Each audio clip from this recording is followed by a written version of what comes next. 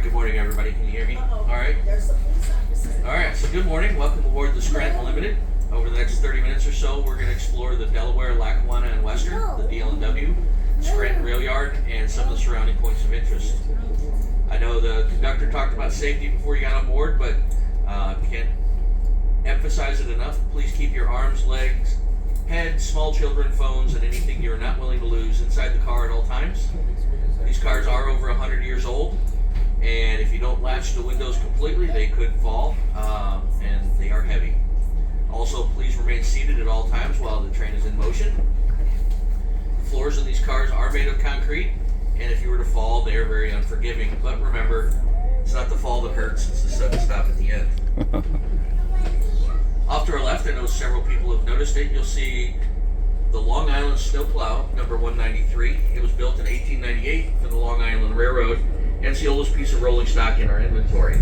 The steam engine on board was used to operate the snowplow itself, and it had to be pushed by one or more locomotives to move down the track. So 2 blasts from the horn means we're moving forward.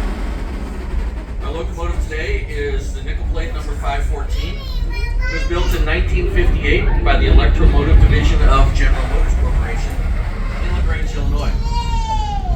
It was used for hauling freight on the main line and secondary lines of the New York, Chicago, and St. Louis, which is better known as the nickel plate, between Buffalo and St. Louis, Missouri. It was retired from service in 1985 and acquired by Steamtown. And as mentioned, the Central Railroad of New Jersey passenger cars we're riding in are over 100 years old.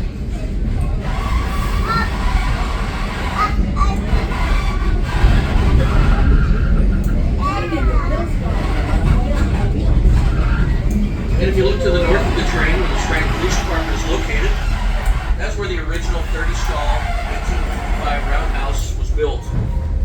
The yard we're in dates to the 1850s. The Delaware, Lackawanna, and Western Railroad was authorized by an act of the Pennsylvania State Legislature in 1853. The 1855 roundhouse was unique for its time in that the entire area was covered, including over the turntable. It was removed in 1902 and replaced with a 100-foot outdoor turntable, and eventually removed in 1951. In 1865, a second roundhouse was built at the location where the current structure is located. It was torn down and replaced with a 46-stall roundhouse in 1902 that was expanded over the years through 1937.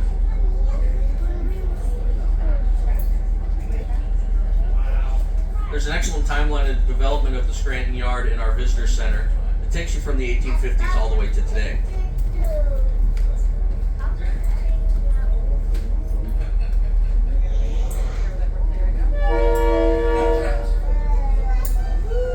Alright, so the silo that you see, it's kind of behind us now, but we'll be on the north. I'll talk about that in a minute. But 3 concrete rings mark the location of the steel diesel fuel tanks that were installed by the Dl&W during the conversion to diesel-electric. The concrete rings were built to contain any leaks that may occur and prevent contamination of the yard.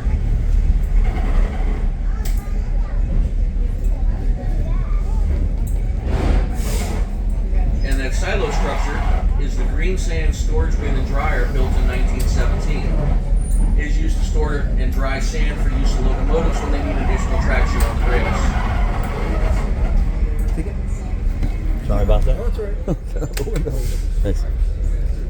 And back on the north side of the track, you'll see the ramp that connects Steamtown to the mall. It's built on the foundations of the 1906 coal trestle.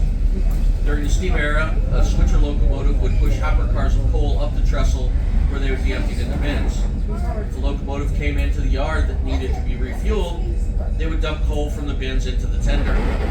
Also on that side would have been the foundation for the water columns that were used to refill the tender cistern.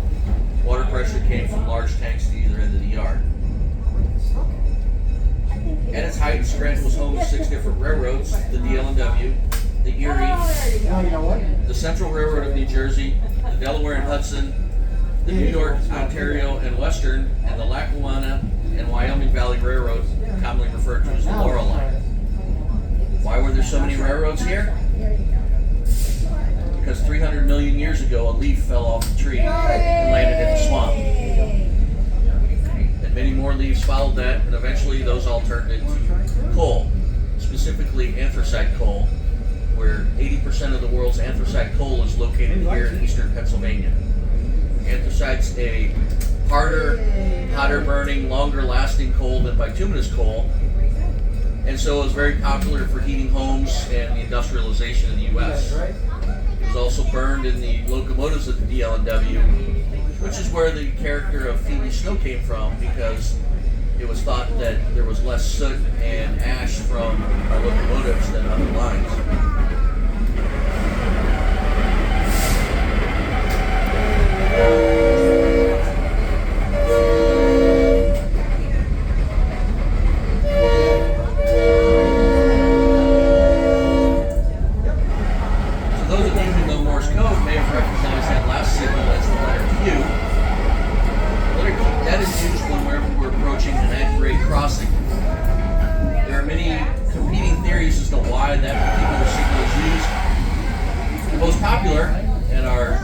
Friends in the back here will like this. The most popular reason is that back in the day, Queen Victoria's yacht used that signal to tell other